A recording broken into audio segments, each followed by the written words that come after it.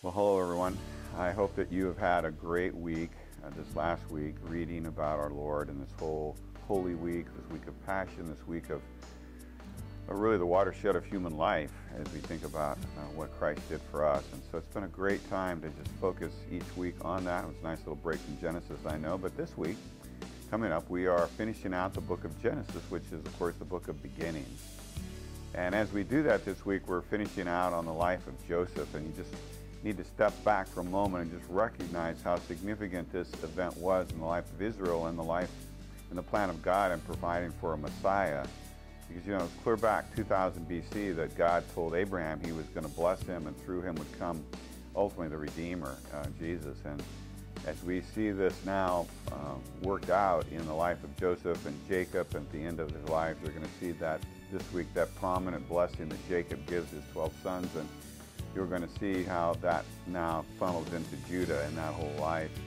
But God used Joseph, obviously, and some great lessons for any of us who felt like we've got an unfair situation,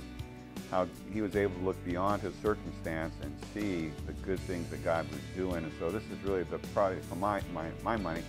it's the most enjoyable part of the entire book,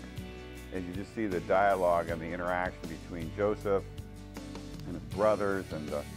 whole reunion between him and his father Jacob after all those years of thinking his son was dead, and then just living in the land of Goshen and being in a place where they were able to become a nation protected by the Egyptian army and force of all the different things that could have happened to them for 400 years. Instead, God puts them in a place where they can become a nation.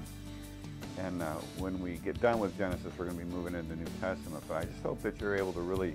this week take a moment and just look and just think about all that God revealed to us in this book of beginnings,